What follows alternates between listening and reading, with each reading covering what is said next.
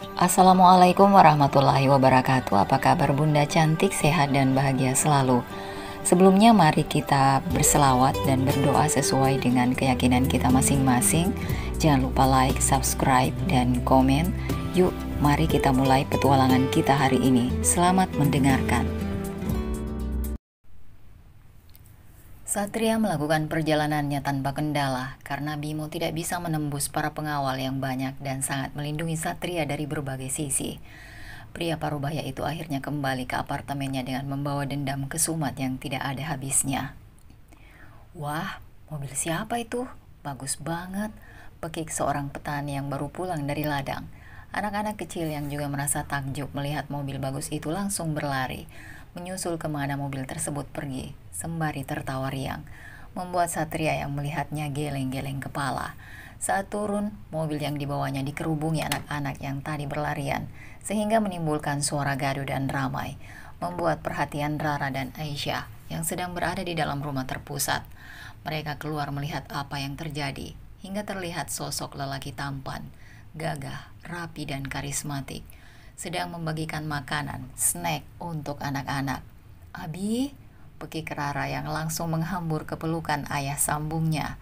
Keduanya berpelukan cukup lama, melepas rindu dalam senyum yang dibalut tangis haru padahal perpisahan mereka baru berlangsung 1 minggu.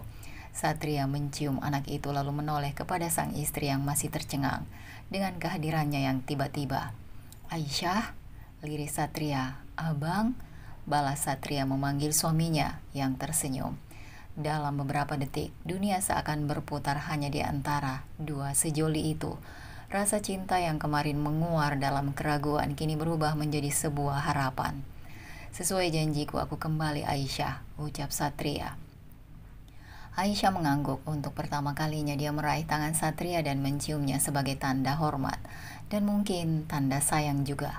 Dengan spontan Satria memegang kepala Aisyah dan mengecup ubun-ubunnya, seraya mendoakan kelanggengan rumah tangga mereka ke depannya. Padahal aku sudah ikhlas kalau kamu tidak akan kembali, Bang. Aku bukan tipe laki-laki yang tidak suka menepati janji, sahut Satria. Lalu bagaimana janji kamu dengan perempuan kota itu? Bukan aku yang pernah berjanji, melainkan keluarga aku dan keluarga dia. Aku tidak pernah mencintainya, aku hanya mencintai kamu. Satria menatap Aisyah yang merona, entah sadar atau tidak. Satria sudah menyatakan perasaannya. Tak ada obrolan lagi di antara mereka, sebab Rara sudah tidak sabar untuk melihat apa yang ayahnya bawa. Doni yang melihat kedatangan Satria juga langsung membantu lelaki itu mengangkut setiap barang bawaan ke dalam rumah. Tak lupa Aisyah memberikan oleh-oleh yang dibawa Satria supaya Doni membawanya untuk Bitini dan keluarga. Abi, apa semua ini untuk Rara? Tentu saja ini semua untuk Rara sesuai dengan janji Abi saat berangkat ke kota. Terima kasih Abi baik sekali. Rara sayang sama Abi. Rara berseru dengan penuh semangat. Sama-sama, silahkan buka dan mainkan apa yang Rara suka. Makanannya juga, makan saja, Abi mau ngobrol dulu sama Umi ya, kata Satria memberi kode kepada Aisyah untuk masuk ke kamar. Lelaki itu membawa beberapa paper bag dengan tulisan merek-merek pakaian ternama yang membuat Aisyah terkejut. Saking banyak dan mahalnya harga-harga pakaian tersebut. Aku merasa ini terlalu berlebihan, Bang. Kamu tidak seharusnya memberikan ini semua. Berhentilah merasa sungkan padaku Aisyah. Aku ini suamimu yang semestinya bertanggung jawab. Kamu masih ingat kan saat kamu dengan ikhlas yang menerima setiap uang yang mampu aku berikan. Lalu dalam keadaanku yang sengsara itu, kamu masih saja menerima aku di rumah ini. Dan mau-maunya kamu membelikan aku baju padahal kamu sendiri sedang dalam masa sulit waktu itu. Begitulah Aisyah, kalau kamu bisa setulus itu pada aku, bagaimana bisa aku bersikap acuh tak acuh di saat aku sudah mampu melakukan ini semua untuk kamu. Bagiku ini belum seberapa Aisyah, bahkan hatiku masih ingin membahagiakan kamu lebih dari ini. Terima kasih Bang, hanya itu yang dapat Aisyah ungkapkan. Aku hanya mampu memberikan mahar 1 juta untuk kamu. Sekarang terimalah ini Aisyah, anggap saja ini ganti dari maharku waktu itu. Aisyah terkekeh sembari menggelengkan kepalanya. Dia mengamati kotak yang tanpa dibuka pun Aisyah sudah tahu bahwa isinya adalah perhiasan. Kamu masih saja mengungkitnya, Bang. Aku ikhlas kok, sungguh. Tidak, aku merasa punya hutang, Aisyah. Bukalah kotak itu. Anggap aku membayar hutang mahar padamu. Ini cantik sekali, Bang. Aku pakaikan ya. Lelaki itu memakaikan salah satu cincin yang berpasangan dengan cincinnya ke tangan Aisyah. Aku akan lebih sering tinggal di sini, Aisyah, karena perusahaan sudah mulai masuk masa pemulihan dan akan dipegang oleh Dennis. Aku hanya akan memonitor dari kejauhan saja. Dan mobil yang aku bawa tadi akan aku hibahkan untuk masyarakat yang membutuhkan. Aisyah mengangguk, hatinya yang tadinya keras dan ingin lepas saja dari Satria, kini melunak setelah melihat kesungguhan yang suaminya tunjukkan.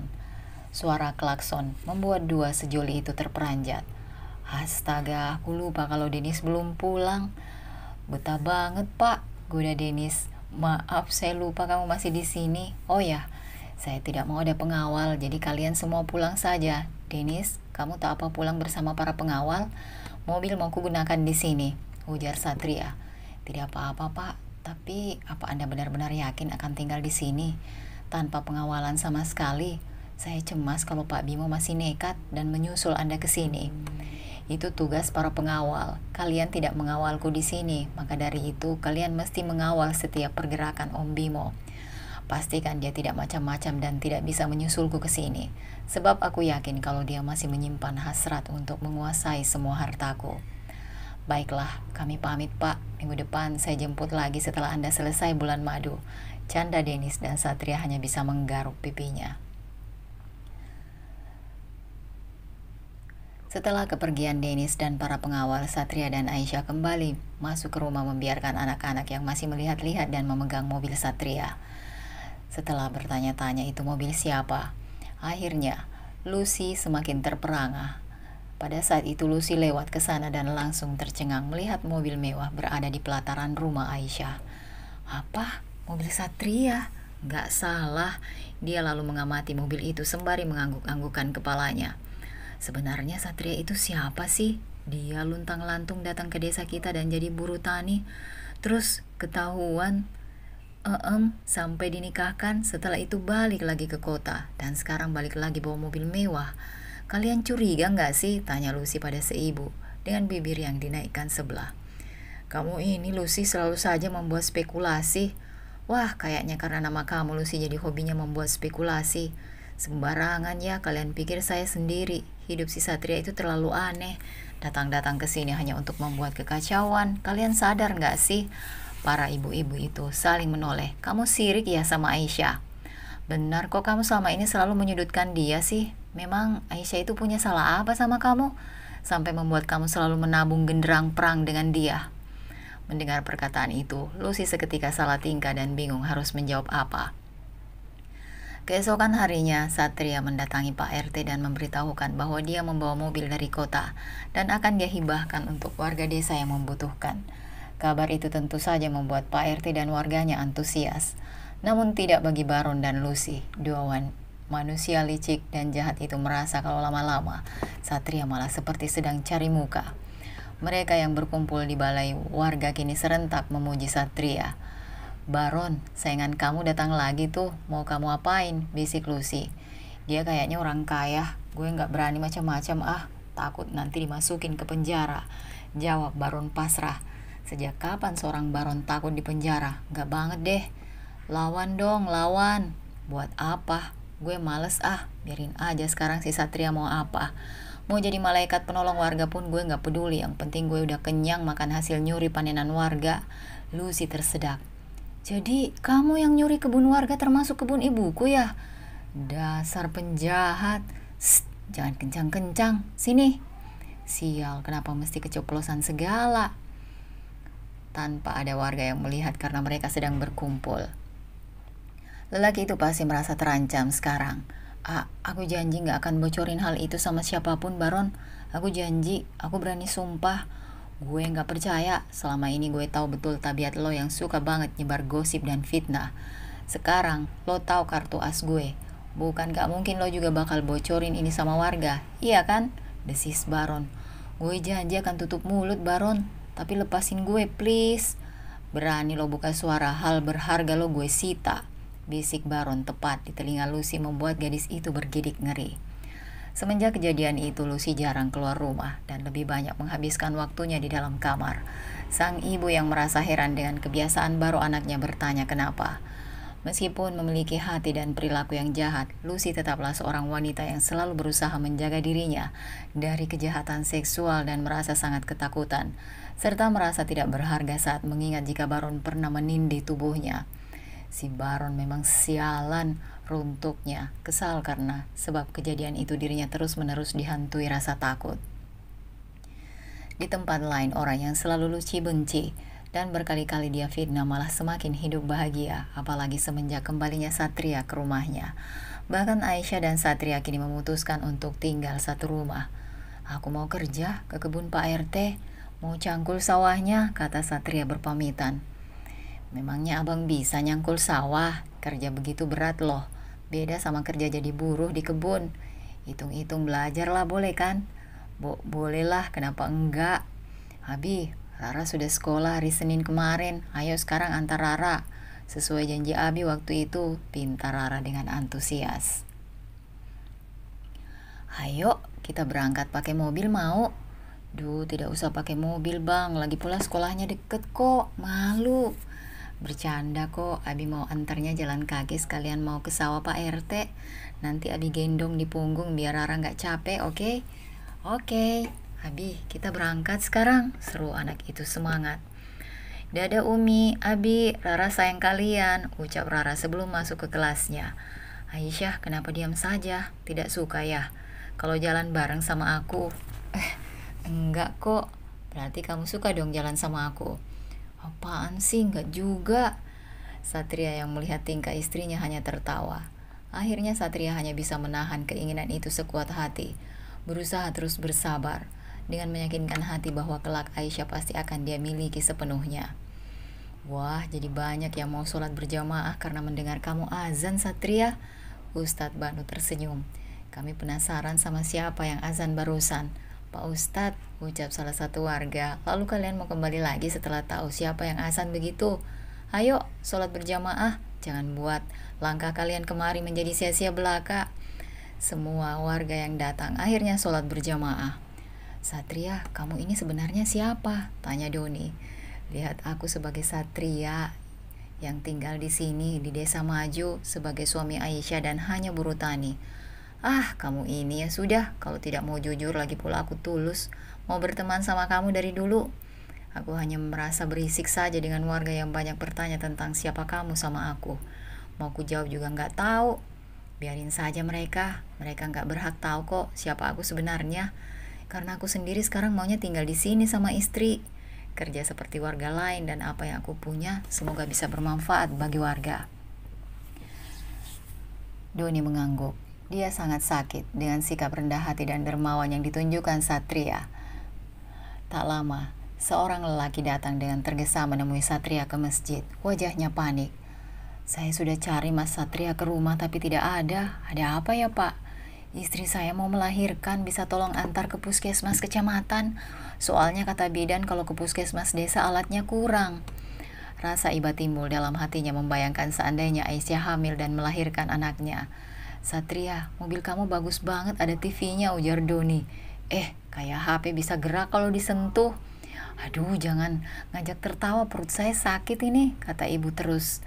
Alhamdulillah bayinya laki-laki dan sehat. Setelah setengah jam mereka sampai di puskesmas. Akhirnya ibu itu pun melahirkan. Untung dibawa langsung ke sini, kalau tidak mungkin anaknya tidak akan selamat. Ayah dari bayi langsung menoleh kepada Satria yang sudah membantunya. "Terima kasih Mas, kalau tidak ada kamu mungkin anak saya tidak bisa diselamatkan." "Ya, saya bersyukur karena Mas Satria hadir di antara kami dan memberi banyak manfaat. Terima kasih ya Mas." "Sama-sama, kalau begitu kami pamit dulu ya. Besok kalau mau pulang telepon saja saya, insya Allah dijemput." Tidak perlu, saya sudah berjanji untuk menghibahkan mobil saya untuk kepentingan umum." "Tapi Mas Satria sudah capek antar saya dan istri ke sini, ikut nemenin juga sama Doni." "Tidak perlu, saya ikhlas kok. Doni biar jajan sama saya, uang itu bisa dipakai untuk keperluan Bapak selama di sini. Iya kan Don?" Benar, saya ikhlas antar kok. Ayo, kita pulang sekarang. Ajaknya membuat lelaki itu akhirnya menyimpan kembali uang tersebut ke dalam saku celananya. Akhirnya pulang juga bang, aku cemas, ujar Aisyah. Aku nungguin ibu itu lahiran karena kasihan suaminya gak ada teman. Ih, aku ngeri Aisyah, memangnya melahirkan sesakit itu ya? Aku jadi membayangkan kalau kelak kamu melahirkan anakku dan kesakitan seperti itu. Kata Satria membuat Aisyah terperangah. Hah? Maksudnya? Memang salah ya kalau aku mau punya anak dari kamu? Ah, iya, enggak lah, masa salah? Ya sudah, kalau begitu kamu mau kan? Mau apa? Ya itu, masa kamu nggak paham? Lelaki itu lalu mendekati istrinya perlahan hingga wajah mereka berdekatan. Seiring dengan jantung yang iramanya berpacu lebih cepat, bibir mereka hampir saja bersentuhan sebelum akhirnya Aisyah mengatakan hal yang membuat Satria kecewa. Aku lagi haid bang, ucap Aisyah menunduk dan Satria menggaruk kepalanya yang tak gatal. Di suatu siang Aisyah kedatangan seseorang tak dikenal di rumahnya yang menanyakan ustadz dari kota yang bernama Satria. Dan yang membuat Aisyah terkejut adalah orang tersebut mengundang Satria untuk ceramah. Apa? Undangan ceramah kepada suami saya? Pekik Aisyah saat seorang RT dari kampung sebelah yang tiba-tiba datang. Ya, kami mengundang Pak Satria untuk ceramah di kampung kami besok malam, bisa? Tanya RT dari kampung tersebut yang tentu langsung ditolak oleh Aisyah. Aisyah kira warga sudah lupa dengan tuduhan bahwa Satria adalah ustadz, namun ternyata salah. Kini tuduhan itu malah menyebar. Duh, maaf, suami saya belum pulang dan lagi pula beliau bukan ustadz, jadi dia tidak bisa mengisi acara dimanapun, maaf ya. Ah, masa sih, tadi katanya Pak Satria itu ustadz. Kemarin saja asannya bagus dan warga bilang karena memang Pak Satria itu ustadz. Aisyah mengerutkan dahinya. Tahu dari mana asan suami saya bagus? Speaker masjid di kampung kami kan tidak akan bisa terdengar sampai ke kampung kalian. Banyak yang bilang saja ngajinya juga bagus dan merdu, ceramahnya seru. Makanya saya mau mengundang beliau mengisi acara di hitanan cucu saya. Mendengar itu Aisyah tidak bisa berkata apa-apa karena bingung juga bagaimana harus menolaknya. Tanpa diketahui semenjak mendengar Satria Asan dan warga memuji suaranya yang merdu, Lucy kembali keluar rumah karena merasa iri dengki terhadap kesuksesan Satria dan Aisyah dalam menarik perhatian warga. Gadis itu berniat ingin kembali membuat Satria maupun Aisyah dipermalukan warga. Kok saya baru dengar ya, yang kami tahu sih cuma Ustadz Banu aja, kata warga saat Lucy memberitahukan ada Ustadz bernama Satria. Aku akan mencoba memenuhi undangan mereka, Aisyah. Lagi pula aku sudah biasa pidato kok di perusahaan, menyampaikan materi kepada para klien. Bedanya, kali ini aku harus menyampaikan ajaran agama. Kamu bisa kan membuat teks dakwah lagi seperti dulu waktu pertama kali aku berdakwah di hadapan warga? Aisyah menghembuskan nafas kasar, semburat kecemasan terlihat dari wajahnya saat sang suami memilih menerima tawaran ceramah yang setiap hari datang silih berganti. Aisyah bukannya meragukan kemampuan Satria dalam public speaking, tapi wanita itu meragukan suaminya dalam pengetahuannya dari segi agama. Masalah agama tidak seperti ilmu umum yang bisa diimprovisasi asal bisa dibuktikan secara ilmiah atau teknologi. Akan tetapi lebih dari itu, membicarakan agama seperti berjalan di atas benang tipis yang bisa malah salah atau lengah sedikit saja, maka akan jatuh jauh ke jurang kebinasaan. Kata Ustadz bukan hanya sebutan-sebutan, tapi juga merupakan tanggung jawab yang dipikul dengan berat. Menjadi seorang ustadz harus siap segalanya, wajib hafal segala rupa persoalan agama di luar kepala. Sebab dalam Islam, ustadz adalah pegangan kita. Aisyah sendiri berusaha mencari tahu siapa dalang dibalik tersebarnya isu bahwa Satria seorang ustadz. Sepertinya ini ulah Lucy, ujar Aisyah sembari berpikir keras. Bisa jadi aku juga curiga dari awal bahwa dia yang kembali menyebarkan berita ini. Ya, bahkan aku juga curiga kalau yang menjebak kita melakukan itu adalah Lucy yang dibantu oleh Baron. Tapi wallahu alam lah. Satria akhirnya mengisi acara ceramah dengan materi yang ringan-ringan di beberapa masjid, supaya jika ada jamaah yang bertanya, lelaki itu akan bisa menjawab dengan mudah. Dimulai dengan acara hitanan yang dimana Satria ditugaskan untuk membuka acara walimah hitanan tersebut. Sekarang tugas Satria adalah mengisi acara pengajian di rumah tetangga, hingga harus pulang malam karena acara pengajian tersebut baru dimulai setelah waktu maghrib berlalu.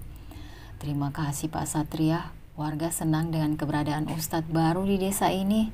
Saya bukan Ustadz kok, saya hanya orang biasa yang kebetulan disebut Ustadz aja. Saya mau hadir ke sini juga karena menghargai, bukan karena merasa berbangga diri, karena sudah punya ilmu yang tinggi. Ustadz Banu adalah Ustadz sejati. Jangan sampai Anda mengatakan hal seperti tadi lagi. Kalau dia dengar, bisa jadi dia akan salah paham. Maaf Ustadz, saya hanya bercanda. Ya sudah, ini untuk ongkos pulang, mohon diterima ya. Tidak perlu saya ikhlas berbagi ilmu yang hanya setitik ini. Lagi pula kalau hanya untuk ongkos saja saya juga punya. Rumah saya juga kan dekat, jawab Satria. Dia baru ingat kalau di desa ini yang biasa mengisi acara kajian, hajatan dan lain sebagainya adalah Ustadz Banu. Namun sudah beberapa hari ini dirinya lah yang sibuk kesana kemari. Aisyah, aku belum juga menemukan pelaku itu. Lucy yang kita anggap sebagai terduga juga belum muncul. Atau bisa jadi dia bukan pelakunya. Jadi kita harus bagaimana? Aku mau menyerah saja. Aku belum cukup ilmu dan rasanya malu. Karena bahasanku itu lagi setiap mengisi acara. Aisyah mengangguk. Dia paham dengan perasaan suaminya. Apalagi Ustadz Banu yang memang sudah biasa mengisi kajian. Sementara itu Lucy mendatangi Ustadz Banu dengan niat yang buruk. Saya ada hal penting yang ingin dibicarakan sama Pak Ustadz, bisa? Tanya Lucy, tapi Ustadz Banu malah geleng-geleng kepala dengan sikap Lucy yang membuatnya tak habis pikir. Seharusnya kamu mengetuk pintu dulu sebelum masuk ke rumah orang, Lucy, tegur Ustadz Banu. Sudah kok, tapi tidak ada yang menjawab. Makanya saya masuk aja. Adabnya tidak seperti itu. Kalau seseorang sudah mengetuk pintu sebanyak 3 kali dan tidak ada yang membuka pintu rumah, maka orang yang merupakan tamu itu harus kembali lagi. Bukannya malah main nyelonong masuk rumah orang seenaknya. Itu tidak sopan, bentak Ustadz Banu karena jengkel dengan Lucy yang selalu nyosor kepadanya. Saya cuma mau bilang kalau seharusnya Ustadz Banu marah karena posisi Ustadz yang kini tergeser oleh Satria padahal dia bukan Ustadz, ujar Lucy mencoba menghasut Ustadz Banu, berharap lelaki itu akan langsung percaya. Tahu dari mana kamu kalau Satria bukan Ustadz? Kalaupun benar apa yang kamu ucapkan, bukan berarti kamu bisa seenaknya menyebarkan hal tersebut kepada orang lain. Saya hanya mau Ustadz tidak terus-menerus ditipu dengan Satria. Dulu Satria menjadi rival Ustadz dalam mengejar Aisyah. Sekarang, jangan sampai lelaki itu juga jadi saingan Ustadz dalam masalah pekerjaan. Ustadz Banu jangan kalah begitu saja, papar Lucy. Gadis itu ingin Satria dibenci oleh banyak orang termasuk oleh Ustadz Banu. Namun bukan hal yang mudah menghasut Ustadz Banu. Apalagi lelaki soleh itu sudah tahu betul tabiat Lucy. Namun hal yang tidak diduga terjadi. Lucy malah ikut masuk ke kamarnya dan menatap Ustadz Banu dari ujung kepala hingga ujung kaki dengan tatapan yang menjijikkan. Lucy yang tak hentinya mencerocos menghasutnya. Lelaki itu lantas masuk ke kamar untuk berpakaian lengkap karena saat keluar dari kamar mandi, dia hanya memakai kaos oblong dan celana pendek selutut saja. Lucy, keluar kamu, pekiknya sembari mendorong Lucy supaya keluar dari kamarnya. Keadaan Ustadz Banu yang kini hanya memakai celana pendek membuat Lucy memiliki ide licik untuk menjebak lelaki yang dia sukai sedari dulu itu. Aku suka sama Ustadz Banu. Kenapa sih sulit sekali membuat Ustadz mau menerima aku? Pekik Lucy. Maksud kamu apa? Tidak sepantasnya kamu berkata seperti itu, Lucy. Kamu itu perempuan yang seharusnya menjaga diri dan hatimu dari lelaki manapun yang bukan mahram kamu. Aku cinta sama Ustadz. Aku cinta mati, tapi kenapa sulit sekali mendapatkan kamu, hah? Dulu Ustadz malah menyukai dan melamar Aisyah. Bahkan setelah dia menikah dengan lelaki lain, Ustadz juga masih belum bisa menerimaku. Aku benci itu, teriak Lucy. Dada Ustadz Banu serasa bergemuruh, tak menyangka dengan sikap Lucy yang nekat. Istighfar kamu Lucy, itu adalah tipu daya setan yang berusaha membuatmu berambisi mendapatkan aku. Perasaanmu tidak salah, tapi sadarlah caramu itu sudah sangat salah. Apalagi kini kamu begitu bernafsu, menunjukkan perasaanmu yang membawa kesesatan itu. Pulanglah, aku maafkan kehilapanmu hari ini. Pulang dengan bersikap baik-baik supaya tidak ada orang yang curiga kita sudah saling berbalas perkataan dan amarah. Pulang dan lupakan semuanya. Jangan buat hidupmu jadi kacau dengan sikapmu sendiri, pinta Ustadz Banu. Lucy yang masih tidak puas dengan ini semua hanya bisa menatap tajam ke arah Ustadz Banu. Gadis itu teringat bagaimana dirinya menjebak Aisyah dan Satria dengan dibantu Baron, hingga akhirnya dua orang itu dinikahkan secara dadakan. Aku juga harus melakukan cara yang sama. Kali ini aku yang mesti menjebak diriku sendiri, supaya warga menikahkan kami hari ini juga. Ustadz Banu yang masih bertelanjang dada sontak melotot dengan apa yang dilakukan wanita di hadapannya. Karena selain membuka kancing baju, Lucy kini menunjukkan isi dadanya hingga sedikit terlihat. Lalu maju menghampiri Ustadz tampan itu dengan tatapan beringas. Ustadz Banu bingung, maju kena, mundur juga kena. Kalau dia mengeluarkan Lucy dari rumahnya dalam keadaan seperti ini, maka orang-orang pasti akan menyangka hal yang tidak-tidak. Dalam keadaan yang kalut itu, Ustadz Banu membekap mulut Susi yang langsung berontak. Tolong, tolong, teriak Lucy membuat Ustadz semakin kesal. Apa-apaan kamu ini Lucy? Kamu sudah gila ha? Ya, aku gila karena mencintaimu. Aku gila karena terus-menerus mendapatkan penolakan dari kamu. Fix, kamu gila Lucy, tegas Ustadz Banu sembari melepaskan bekapannya dan mendorong Lucy supaya jatuh ke depan. Dalam waktu yang bersamaan, beberapa warga datang dan melihat pemandangan yang amat sangat mengejutkan. Astagfirullah, apa ini? Ustadz, apa benar yang kami lihat? Lirih warga tak percaya. Sementara Lucy hatinya merasa puas karena sudah pasti setelah ini warga akan menikahkannya dengan Ustadz Banu. Di waktu yang bersamaan, Pak RT mengumpulkan semua warga atas permintaan Aisyah yang ingin memberi klarifikasi besar-besaran mengenai tanggapan warga kampung dan juga kampung sebelah yang bersikeras mengatakan bahwa Satria adalah seorang ustadz. Di sana Satria meminta kepada warga supaya berhenti mengundangnya sebagai sosok seorang pemuka agama. Adapun Satria mau diundang kemarin-kemarin itu karena dia ingin tahu siapa sebenarnya yang sudah kedua kali menyebarkan berita bohong ini. Tapi kan kamu juga bisa kok ceramah di hadapan kami sebagai jemaah, lancar juga. Jadi kami gak peduli kok. Mau kamu ustadz atau bukan, yang penting bisa berbagi ilmu. Salah satu orang memberi pendapat. Ya, tapi tidak sesimpel itu Pak, Bu. Saya sebagai istri dari sang Bang Satria tidak mau kalau suatu saat suami saya melakukan kesalahan dalam menyampaikan ceramah, lalu nanti disebut penipu karena nyatanya tidak becus dalam menyampaikan ilmu. Saya tidak mau hal itu terjadi. Betul, sudah 2 kali saya merasa difitnah di sini. Meskipun kali ini fitnahan ini selalu saya aminkan, karena siapa juga yang tidak mau menjadi seorang ustadz. Namun seperti yang istri saya katakan tadi, menjadi ustadz itu tidak semudah itu. Tidak asal disebut karena bisa menyampaikan sebuah materi atau pemaparan. Tanggung jawabnya berat. Pak RT, kebetulan sekali sedang ada kumpulan di sini. Ini saya membawa kabar buruk yang pasti akan mengejutkan kalian. Ada apa? Ustadz Banu hampir saja merudah paksa Lucy di rumahnya. Bahkan, saat saya ke rumah Ustadz Banu karena Lucy berteriak minta tolong, Lucy sudah dalam keadaan tidak memakai kerudung. Bajunya sedikit terbuka dan Ustadz Banu bertelanjang dada. Apa? Pekik semua yang ada di sana. Ustadz tampan itu jadi teringat saat Satria dan Aisyah juga dituduh melakukan hal menjijikkan yang dilarang. Akan tetapi para warga tak ada yang percaya. Jadi sesedih dan sesakit ini dituduh melakukan hal yang menyangkal dan atau melawan, tapi bibir Ustadz Banu serasa keluh. Yang bisa dia lakukan hanya terus menangis karena malu. Ustadz Banu, dia mau melecehkan saya. Lucy terseduh. Tidak mungkin, bela Aisyah. Kalau Ustadz Banu mau melecehkan kamu, kenapa harus kamu yang ada di rumah dia? Bukan Ustadz Banu yang berada di rumah kamu. Tanyanya dengan tegas, membuat Satria yang berada di sampingnya sedikit cemburu karena melihat istrinya membela lelaki lain yang pernah menyukai bahkan melamarnya. Benar Lucy, untuk apa kamu berada di rumah Ustadz Banu, ha? Timpal Pak RT. Saya juga tidak tahu Pak RT, isak Ustadz Banu. Tadi saya baru saja selesai mandi dan Lucy sudah berada di dalam rumah saya. Katanya ada yang hendak disampaikan. Saya sudah menegurnya karena masuk ke rumah orang lain tanpa seizin pemiliknya. Ada hal yang dilarang, tidak sopan dan tidak beradab. Namun, setelah saya menasehati wanita itu dan hendak masuk ke kamar untuk berpakaian, wanita licik itu langsung mengikuti saya dan berbuat seakan-akan saya hendak melecehkan dia.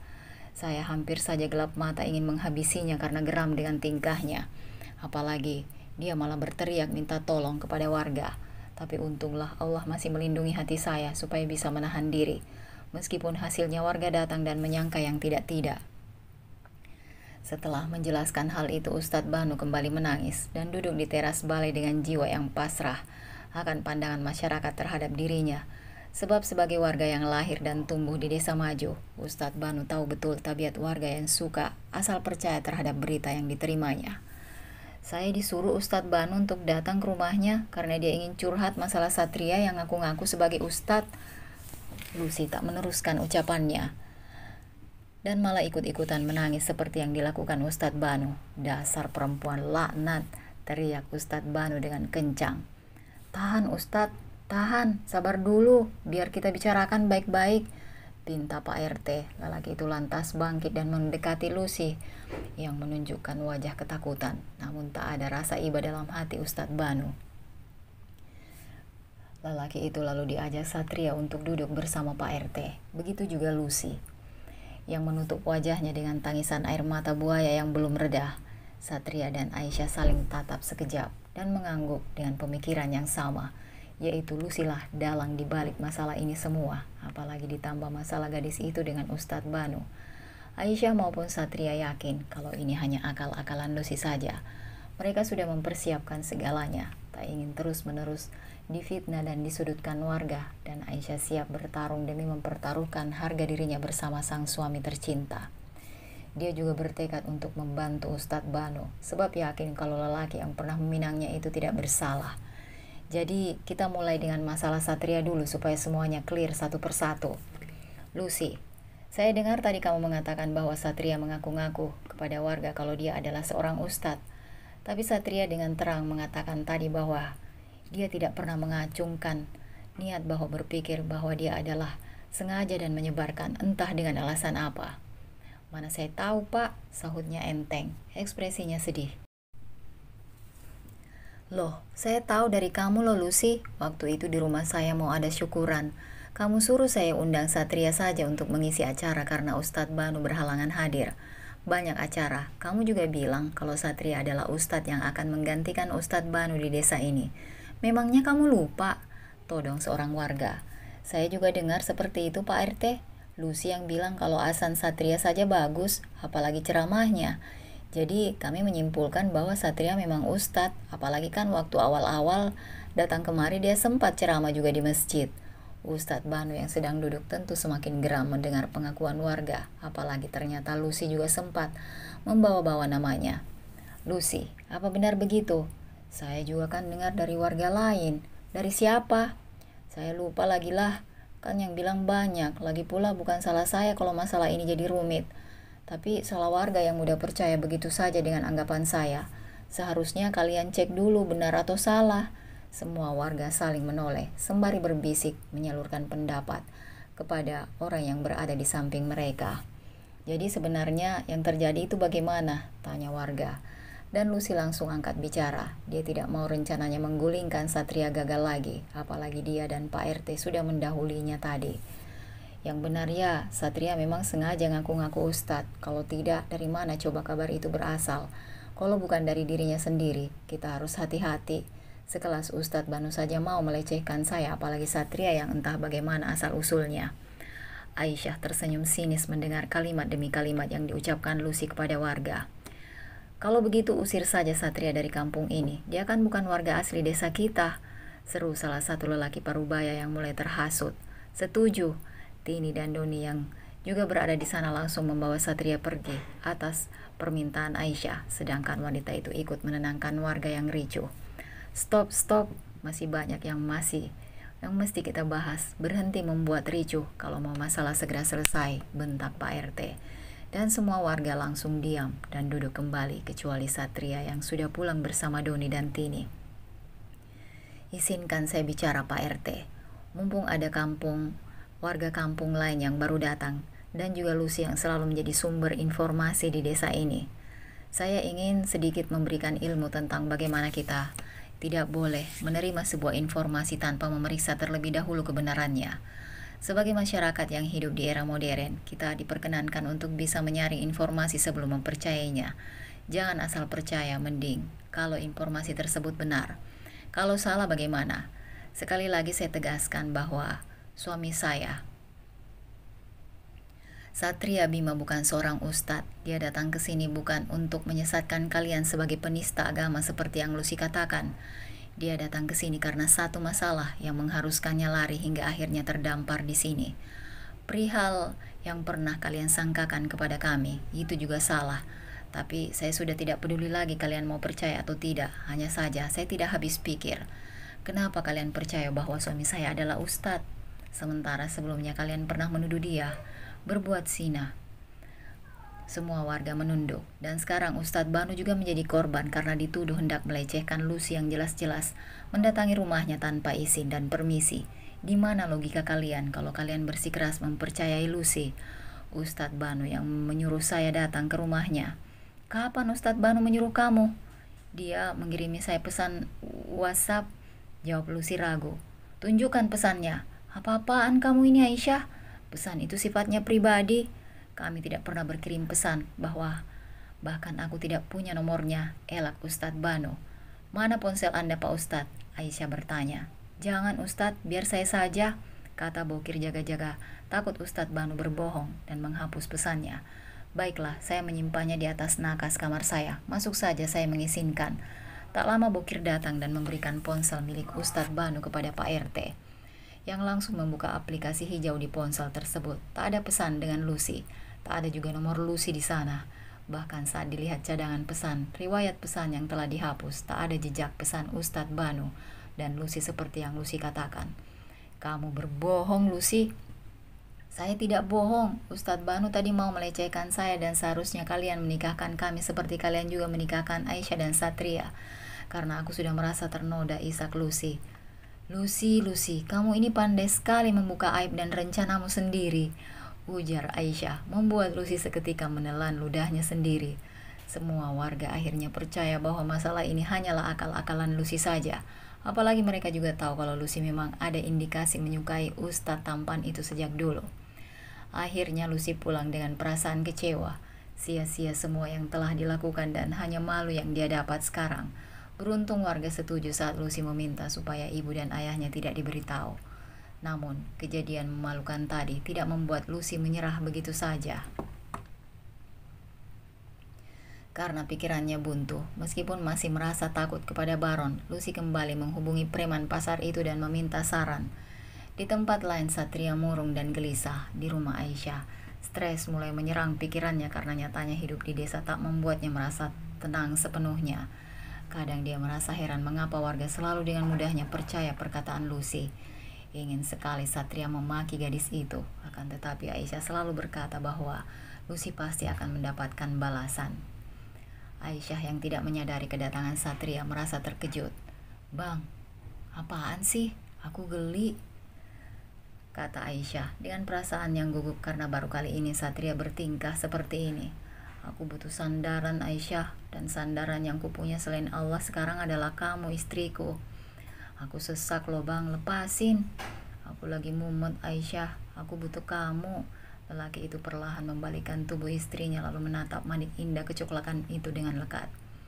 Sembari menikmati rindu yang belum kunjung bertepi hingga sekarang. Namun kali ini Satria tak mau melewatkan Aisyah lagi. Dia sudah tak bisa menahan diri karena pesona Aisyah sungguh telah menghipnotis mata serta jiwanya. Satria butuh pelepasan, membuang hormon-hormon stres yang kini menguasai tubuhnya, dan Aisyah langsung paham meskipun hanya dengan melihat tatapan suaminya. Aisyah, aku mau tanya, tapi kamu jangan tersinggung ya. Kenapa, Bang? Aku merasa kamu seperti masih perawan, tapi bukan berarti aku pernah melakukannya. Ya, aku hanya sering ngobrol dengan teman-temanku yang sudah menikah dulu kalau yang masih perawan itu sempit. Seperti apa yang aku rasakan saat bersamamu malam tadi. Aku memang masih perawan, Bang. Rara anak angkatku. Aku belum pernah menikah apalagi memiliki anak. Hati Satria seketika mencelos. Ada kelegaan yang dia rasakan di sana karena ternyata wanita yang dia cintai tak pernah memiliki urusan hati dengan siapapun sebelum bertemu dengannya. Maaf, aku baru tahu Aisyah. Aku jadi malu sudah membahas kenakalanku tentang... Tidak apa, kita memang harus paham. Satria mengangguk, hatinya amat bahagia karena memiliki istri seperti Aisyah. Sementara itu, target sudah keluar rumah, kita harus segera beraksi, seru Lucy kepada Baron melalui sambungan telepon. Oke, kita mulai. Kamu deketin dia pas deket masjid saja biar pas momennya. Kamu langsung ajak Pak RT dan warga lain. Jadi pas aku jatuh, kamu bisa langsung pergokin, oke? Oke, mulai. Ustadz Banu keluar untuk menuju masjid kampung sebelah dengan berjalan kaki karena harus memenuhi undangan pengajian rutin ibu-ibu di sana. Dia berjalan gang kecil yang jarang dilewati, namun hal yang tidak terduga terjadi. Gadis licik itu tiba-tiba datang dan terpeleset tepat di sampingnya. Ustadz Banu terkejut, tapi saat tahu kalau yang tersandung ada Lucy, dia berniat mengacuhkannya saja sebab tak mau berurusan dengan Lucy lagi. Namun dengan cepat gadis itu malah memeluknya dengan erat tanpa mau melepaskan.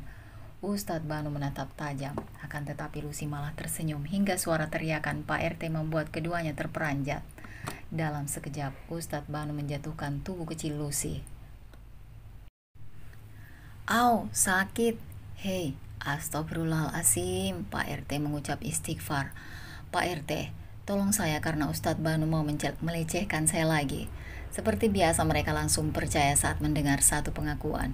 Kemarin kan kami sudah percaya sama Ustadz, tapi kenapa sekarang malah kejadian seperti ini lagi? Kalian jangan mudah terbawa arus, ini salah paham. Tapi apa yang kami lihat barusan, ditambah kemarin kami juga masih ragu dan kini mata kami sudah terbuka lebar. Baronnya ikut serta memergoki kejadian itu, merekam kejadian tersebut. Hei, apa-apaan kamu itu merekam seenaknya? Bentak Ustadz Banu. Kok Pak Ustadz emosian sih? Nafsuan lagi? Ejek Baron. Ustadz Banu tentu tidak bisa diam saja mendapat tuduhan serta ejekan ini. Kini, Ustadz Banu merasakannya sendiri fitnahan ini sungguh sangat keterlaluan, dan dia yakin kalau Lucy sengaja membawa Baron ke dalam rencana busuknya. Tolong saya takut, pekik Lucy yang berada di samping Ustadz Banu. Kamu tinggal pergi saja karena tidak ada yang menginginkan kamu berada di sini, bentak Ustadz Banu, membuat Lucy mencebik kesal. Sebagian warga memisahkan Barong dan Ustadz Banu. Ternyata cara ini ampuh juga batin Lucy. Apa yang Aisyah alami dulu kini Lucy alami. Bedanya Aisyah difitnah supaya nama baiknya tercoreng. Sedang Lucy sengaja melakukannya atas rencananya sendiri demi ambisinya. Sementara itu Satria bangun pagi-pagi menyadari langit masih gelap. Usai mandi ia mengenakan sarung dan kemeja dengan pendek. Dengan langkah cepat ia menuju masjid untuk melaksanakan sholat subuh. Setelah selesai Satria bergegas pulang ke rumah karena dia tahu ada banyak hal yang harus dikerjakan hari ini. Di rumah Aisyah sudah mulai beraktivitas di dapur. Tak lama kemudian Rara, putri mereka yang masih berusia 3,5 tahun, turun dari kamar. Abi, aku mau berangkat sekolah. Baiklah, Abi akan mengantarkan Rara ke sekolah, jawab Satria. Sementara itu Aisyah mulai menyiapkan dagangan di warung kecil mereka di depan rumah. Setelah mengantar Rara, Satria kembali ke rumah dan membantu istrinya mengatur dagangan. Mereka bekerja sama dengan baik, memastikan semuanya rapi dan siap untuk dibeli oleh pelanggan. Aisyah melambaikan tangan dari warung, menyemangati suaminya yang akan bekerja keras di kebun. Hari itu seperti biasa Satria dan Aisyah bekerja keras demi mencukupi kebutuhan keluarga mereka. Meski hidup mereka sederhana namun cinta dan kebersamaan yang mereka miliki membuat mereka merasa bahagia dan bersyukur. Lucy adalah seorang gadis desa yang cerdik dan licik, berhasil membuat jebakan untuk menikahi Ustadz Banu. Jebakannya adalah menyebarkan gosip buruk. Di sisi lain, Ustadz Banu yang tidak menyukai Lucy merasa terpaksa menerima gadis itu sebagai calon istrinya. Pak RT sebagai pemimpin kampung mengetahui bahwa Ustadz Banu adalah sosok yang baik dan soleh. Pada suatu hari sebelum pernikahan digelar, Lucy berbicara dengan Ustadz Banu yang sedang duduk di teras rumahnya. Aku senang akhirnya kita akan menikah Ustadz, ucap Lucy. Semoga kita bisa menjalani pernikahan ini dengan baik demi kebaikan kita bersama dan juga warga kampung. Insya Allah Ustadz, aku akan menjadi istri yang baik untukmu dan akan selalu mendukungmu. Mesti Ustadz Banu tidak menyukai Lucy. Ia tetap berusaha menjaga sikap sopan dan santun. Ia berharap dengan menikahi Lucy, gosip buruk yang beredar di kampung akan mereda. Aisyah tengah menunggu kedatangan pembeli di warung nasi uduk miliknya. Tiba-tiba sepasang orang tua datang dengan wajah lesu. Orang tua tersebut menyodorkan uang 5.000 untuk membeli nasi uduk. Aisyah merasa kasihan melihat kakek tersebut yang tampak kurus kering. Sedang nenek itu walaupun juga sudah tua, selalu setia menemani suaminya bekerja.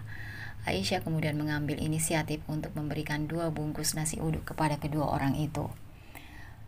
Dengan lahap dan penuh kegembiraan, mereka memakannya seolah-olah telah menahan lapar sejak lama. Aisyah menatap mereka dengan mata berkaca-kaca, tersentuh melihat kegigihan dan kebersamaan pasangan itu meskipun di tengah kesulitan. Kebun yang menjadi lokasi kerja Satria dan para warga lainnya tampak luas dan subur, siap untuk ditanami berbagai macam sayuran.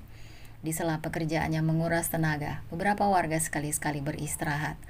Aisyah, istri Satria, menyadari bahwa suaminya lupa membawa air minum. Dengan kekhawatiran di wajahnya, dia segera mengambil botol air dan berjalan menuju ke kebun. Ketika dia tiba, Satria tampak sedang membersihkan keringat. Aisyah menyodorkan botol air. Di tengah pekerjaan keras yang dilakukan, kebun itu seolah menjadi saksi bisu akan semangat gotong royong. "Bang, ini sudah siang, makan dulu ya." "Ya, sebentar lagi, tanggung. Belum membuat selokan air," jawab Satria kepada istrinya. "Aisyah, apa kabar? Aku mau pesan nasi uduk untuk makan siang," kata Lucy dengan nada menyindir. "Baik Lucy, silahkan tunggu sebentar ya." "Aisyah, aku dengar Ustadz Banu pernah mengajak kamu ta'aruf, tapi kamu menolaknya ya." "Selamat ya Lucy, semoga kamu dan Ustadz Banu bahagia. Ini uangnya." "Terima kasih." Setelah itu Lucy berjalan keluar dari warung. Meskipun Aisyah memang pernah ditawari ta'aruf, dia yakin bahwa dirinya telah membuat keputusan yang tepat dengan menolaknya. Aisyah hanya berharap Lucy tidak terus-terusan mencoba menjatuhkannya dengan cara seperti itu. Mendengar kabar dari Dennis, Satria merasa campur aduk, rasa lega karena Bimo akhirnya ditangkap polisi, namun juga khawatir akan panjangnya proses hukum yang harus dijalani. Dennis, yang merupakan orang kepercayaan Satria, mengabarkan bahwa Bimo akan ditahan selama kurang lebih 10 tahun akibat tuduhan percobaan pembunuhan dan penggelapan. Dennis juga menyampaikan bahwa kasus kematian kedua orang tua Satria akan dibuka kembali untuk penyelidikan lebih lanjut. Hal ini membuat Satria semakin bersemangat untuk menuntaskan kasus tersebut. "Satria, kita harus tetap kuat dan fokus pada kasus ini. Jangan sampai Bimo berhasil lolos dari jerat hukum dengan mudah, terutama untuk mengenai jaminan yang dia miliki," ujar Dennis dengan tegas. Satria mengangguk. "Terima kasih atas dukunganmu Dennis. Aku akan terus berjuang hingga kasus ini tuntas dan keadilan dapat ditegakkan." Bimo terjebak dalam ruang sempit dan pengap yang dikelilingi oleh dinding-dinding dingin dan abu-abu. Ruangan penjara yang gelap dan kotor ini membuat Bimo semakin merindukan ketenangan apartemen mewah yang pernah menjadi tempat tinggalnya. Kesedihan dan kekecewaan Bimo membuatnya mengumpat dengan amarah. Polisi yang bertugas pun memberikan peringatan keras. Satria melangkah gegas keluar dari rumah, membawa hasil panennya berupa buah cabai yang baru saja dipetik dari kebun. Di sisi lain, Lucy tampak sangat gembira sambil mengayuh sepedanya menuju masjid. Senyum lebar tak pernah lepas dari wajahnya. Baginya menjemput keponakannya di masjid menjadi kesempatan emas untuk bertemu dengan Ustadz Banu, sosok yang selalu ada di hatinya. Namun di balik kebahagiaan itu, ada rasa kesal yang terpendam ketika dia melihat sosok Satria di kejauhan. Ketika Satria dan Lucy tiba di masjid, mereka saling berpapasan dengan tatapan yang berbeda. Mata Satria menunjukkan ketegasan dan tatapan intimidasi, sementara Lucy memendam kekesalan yang mendalam. Suatu hari Satria pernah mengancam Lucy agar menjauh dari Aisyah, istrinya yang beberapa kali mengalami gangguan dari Lucy. Di masjid, Rara dan keponakan Lucy telah selesai mengaji. Mereka keluar sambil tersenyum. "Rara, habis sudah menyiapkan cabai untuk ibu. Kita pulang sekarang ya," ujar Satria. Satria dan Rara pulang bersama, memikirkan apa yang harus mereka lakukan esok. Di saat yang sama Lucy semua menyadari bahwa hidup tak selamanya mudah, namun dia harus tetap berjuang. Rumah Aisyah tampak sederhana dan hangat dengan aroma yang menggugah selera. Namun di tengah kegiatan memasak yang sibuk, Aisyah menyadari bahwa waktu salat asar telah tiba. Tanpa ragu dia mematikan kompornya. Sementara itu Satria dan Rara yang baru saja pulang dari masjid mencari keberadaan Aisyah yang tidak menjawab salam mereka saat masuk. Mereka mencoba melihat ke dalam kamar, dan di sana mereka menemukan sosok Aisyah yang sedang sholat dengan khusyuk. "Abi, sudah pulang ya? Maaf, Umi tidak datang menyambut. Tadi sholat asar dulu." "Tidak apa, Abi juga belum lama kok. Umi lagi masak apa? Abi dan Rara sudah lapar." "Abi, maaf karena masak goreng tempe dan pepes ikan saja. Stok makanan kita sudah habis dan harus ke pasar lagi besok pagi." Rara tampak sangat senang mendengar akan mendapatkan sepatu baru. Mereka bersama-sama duduk di tikar menikmati santap sore bersama keluarga kecilnya. Satria yang kini telah menetap di sini bersama istrinya menemukan kebahagiaan dalam kehidupan sederhana desa. Di desa ini Satria merasakan kehangatan dan keramahan. Meski sesekali harus pergi ke kota, Aisyah bangun pagi-pagi menyiapkan dagangan. Hari itu Satria pulang lebih awal dari kebun karena ingin menjemput putrinya. Saat Satria duduk setelah di teras, Aisyah melanjutkan pekerjaannya menjual nasi uduk. Satria berangkat dengan sepeda motor, membayangkan betapa bahagianya Rara saat dijemput ayahnya dari sekolah. Sepulang dari menjemput Rara, Satria menyaksikan kerumunan warga yang sedang ramai berbicara tentang kejadian baru saja. Ternyata Baron yang selama ini dikenal sebagai warga baik-baik di desa, telah ditangkap polisi karena mencuri hasil panen milik desa tetangga. Tak hanya itu, para warga juga mulai membuka-buka kembali kasus pencurian di kebun mereka. Satria yang sempat berhenti di warung untuk membeli bumbu masak yang dipesan istrinya, segera melanjutkan langkahnya pulang dengan perasaan lega, karena Baron sudah mendapatkan hukumannya. Satria juga merasa kesal karena selama ini Baronlah yang menyebarkan fitnah. Satria tersenyum melihat putri kecilnya yang lucu itu. Dia memanggil Rara untuk duduk di sebelahnya. "Ayo, Rara duduk di sini, Abi bantu ya." Rara duduk di samping ayahnya. Perlahan Satria mengajarkan Rara cara memahami dan menyelesaikan soal-soal tersebut. Setelah beberapa saat, Rara akhirnya berhasil memahami soal-soal yang sebelumnya membuatnya bingung. Rara mengangguk penuh semangat. Aisyah dengan hati-hati membawa baki berisi 3 gelas teh hangat dan sepiring bakwan goreng yang baru saja digoreng. Aisyah menaruh baki itu di atas meja kecil yang berada di antara mereka, lalu duduk di samping suaminya. "Terima kasih Umi untuk teh dan bakwan ini. Ini kewajibanku Abi untuk membahagiakan suami tercinta," jawabnya lembut. Keluarga kecil itu kemudian mulai menikmati bakwan goreng bersama sambil menyesap teh hangat yang menyegarkan. Rara tersenyum melihat kedua orang tuanya yang selalu harmonis. Rara sangat bahagia karena Allah memberikan Umi dan Abi untuk Rara. Mulai sekarang, Rara akan jadi anak baik yang mendoakan Umi dan Abi setiap hari, ucap Rara. Terima kasih Bunda Cantik sudah mengikuti ceritanya hingga selesai. Sampai ketemu di kisah yang lainnya.